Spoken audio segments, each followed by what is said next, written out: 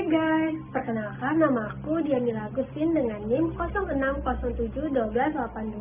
06071282126046. Halo guys, perkenalkan nama saya Mas Puratin Agiza, NIM 0660710822230002. Halo guys, perkenalkan nama saya Mutiara Dewi dengan NIM 06071382126069. Guys, perkenalkan namaku Ranti Anista dengan NIM 06071182126012. Aku dari Program Studi Bimbingan dan Konseling Angkatan 2021. Halo teman-teman, kenalin nama aku Rizkina Paramadalia dengan NIM 0607128821260035. Apa itu fashion? Menurut Valeran serta Halvar, fashion adalah kecenderungan terhadap suatu aktivitas yang digemari oleh seseorang. Covey mengemukakan bahwa fashion merupakan keinginan yang membara, keyakinan yang kuat, serta dorongan yang dapat membuat seorang menjadi disiplin untuk mencapai visinya. Sedangkan Vertula berpendapat bahwa fashion merupakan kondisi psikologis yang dapat dicirikan dengan menghadirkan rasa emosi yang positif dan kuat, dorongan internal, serta keterlibatan yang tinggi dengan suatu aktivitas yang dianggap oleh seorang individu bermakna. Dari beberapa pendapat ahli tadi dapat disimpulkan bahwa passion merupakan suatu hal atau aktivitas yang digemari oleh seseorang. Cara menemukan passion: yang pertama, mengingat hal yang membuat bahagia. Penting untuk mengingat hal yang membuat bahagia. Jika kita lakukan dapat membuat kita merasa bersemangat, senang, dan begitu menikmatinya ketika kita melakukan, maka disitulah passion kita. Yang kedua, mencari tahu kelebihan atau bakat diri. Setiap manusia terlahir dengan keistimewaan masing-masing. Maka dari itu, setiap manusia pasti memiliki kelebihan atau bakatnya masing-masing. Agar dapat menemukan bakat terpendam, itu kita perlu membuat catatan yang menjadi kelebihan atau kekuatan dari diri kita, termasuk mencatat bakat-bakat yang dimiliki. Tentu tidak kalah penting juga untuk mengeksplor apa kelebihan dari diri kita yang dapat dikembangkan. Yang ketiga, tanya kepada orang terdekat. Sulit menilai keinginan dan pengalaman diri sendiri. Cara menemukan passionisasi ini adalah mengajakmu untuk bertanya kepada orang-orang terdekat, entah itu orang tua, saudara, atau bahkan sahabatmu. Orang-orang terdekat pasti tahu apa saja yang spesial dari dirimu. Sahabatmu pasti tahu mengapa mereka memilihmu sebagai teman dekat mereka. Mungkin karena kamu bisa diandalkan atau bisa menjadi pendengar yang baik. Penilaian dari orang-orang terdekat tadi bisa dijadikan bahan evaluasi dan dikaitkan dengan penilaian tersebut dengan pengalamanmu. Pada poin sebelumnya, dari situ kita bisa tahu bahwa dirimu yang sebenarnya, mulai dari kelebihan hingga kelemahan dalam dirimu. Keempat, ingat hal yang paling disukai waktu kecil. Saat kecil, seringkali kita menjadi manusia yang visioner dengan menanamkan banyak mimpi yang ingin diwujudkan. Tetapi, seiring berjalannya waktu, terkadang mimpi itu mulai pudar dan dikesampingkan. Coba ingat hal yang paling disukai sewaktu kecil, karena bisa jadi itu adalah passion yang ingin digeluti. Terakhir, berani mencoba seluruh cara menemukan passion. Di atas akan hanya menjadi kata-kata kosong kalau kamu tidak berani mencoba. Buktikanlah bahwa kamu memang mampu, tidak perlu membuktikan pada orang lain. Buktikanlah pada dirimu sendiri terlebih dahulu. Tidak harus dengan lompatan besar, kamu bisa memulai dengan langkah-langkah kecil seperti mencari tahu di internet seputar passion tersebut. Bisa juga bertanya pada orang lain yang sudah lebih dulu terjun.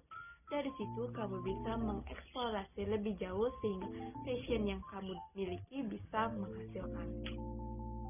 Aku ada beberapa cara nih untuk mengembangkan passion yang kalian miliki. Yang pertama, 1. Temukan motivasi yang mendasari keputusan. Yang kedua, temukan nilai-nilai yang kamu anut dan kamu yakini. Yang ketiga, lakukan refleksi diri. Yang keempat, temukan pola dan tema dari jawaban atas pertanyaan yang kamu ajukan kepada diri kamu sendiri. Yang kelima, mulai pikirkan apa yang ingin kamu lakukan. Yang keenam, pikirkan pula kegiatan seperti apa nih yang cocok untuk kamu, yang selalu kamu ingin lakukan. Yang ketujuh, tentukan tujuan.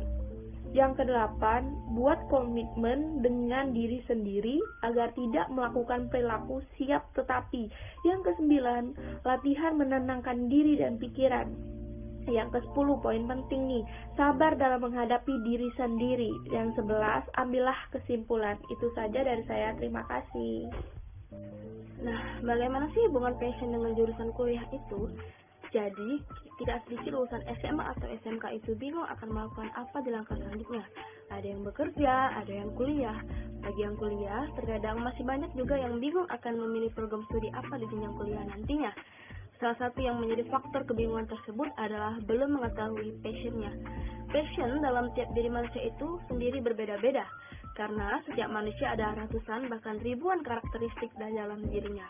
Program studi yang ada di Indonesia dan dunia ini sangat beragam, tergantung dari kita saja yang ingin memilih jurusan apa, dan memilih hal tersebut memang tidak bisa sembarangan, karena ilmu di kuliah ini merupakan bekal ilmu kita untuk di masa yang akan datang. Sebenarnya, memilih jurusan itu merupakan hal yang simpel jika sudah mengetahui apa passion dalam diri kita masing-masing.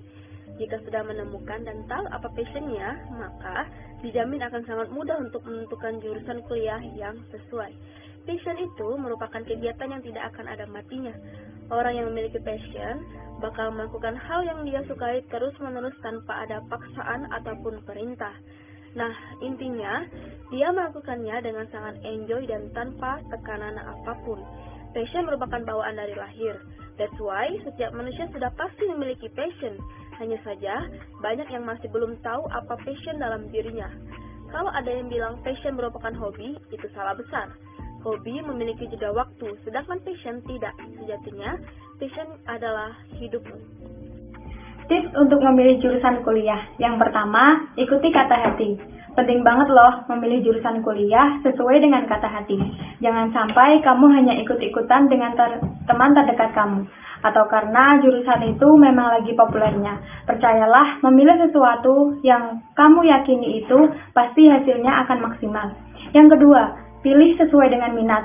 Nah, masih melanjutkan poin yang pertama, kamu wajib banget memilih jurusan kuliah yang sesuai dengan minat kamu. Yang ketiga, pilih sesuai bakat. Gak cuma mengutamakan minat, tapi juga bakat. Ada loh, orang yang merasa sangat passionate di satu bidang, tapi ternyata kemampuannya gak mumpuni, sehingga susah untuk mencapai hasil yang terbaik. Jadi, pastikan juga kamu punya bakat di jurusan yang kamu pilih. Yang keempat, perhatikan peluang kerja. Gak bisa dipungkiri nih, kebanyakan orang kuliah untuk mendapatkan pekerjaan yang baik. Maka dari itu, ketika memilih jurusan perkuliahan, perlu juga untuk memperhatikan peluang kerja di masa depan. Yang kelima, lakukan riset terkait jurusan kuliah. Sebelum memilih jurusan kuliah, sebaiknya lakukan riset terlebih dahulu. Kamu bisa juga mencoba mengintip jenis-jenis mata kuliah yang nantinya diajarkan. Tanpa kamu sadari, kadang satu jurusan bisa mengandung berbagai mata kuliah yang ternyata gak semenarik yang kamu bayangkan. Yang keenam, minta pendapat guru BK. Guru BK telah mendidikmu selama 3 tahun, jadi nggak ada salahnya kamu meminta pendapat dari guru BK tentang jurusan apa yang menurut mereka tepat untukmu.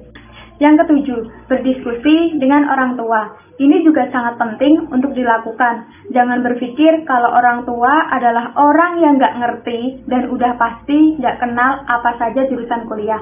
Mereka mungkin memang nggak update terkait jurusan populer, tapi pasti bisa memberikan masukan yang terbaik untuk masa depanmu. Yang kedelapan, rajin menggali potensi diri. Kenapa? Ini sangat penting. Sebab, seringkali seseorang gak menyadari bahwa dirinya punya potensi tertentu dan secara tidak sengaja mengabaikannya. Sayang banget loh kalau sampai ada potensi yang terlewatkan. Yang terakhir, yang ke-9, pastikan bukan sebatas mengikuti orang lain. Siswa-siswi SMA kerap memiliki jiwa sosial yang tinggi, selalu ingin bermain dan belajar bersama teman yang selama ini menjadi sahabatnya di SMA. Hingga pada akhirnya, mereka membuat janji untuk selalu bersama sampai tua, baik dalam memilih jurusan kuliah ataupun memilih tempat kerja. Pemikiran seperti ini yang seharusnya kamu hindari, karena yang menentukan tujuan akhir dari karir kamu adalah diri sendiri. Jangan ragu untuk mencari tahu terlebih dahulu detail dari jurusan yang akan kamu pilih.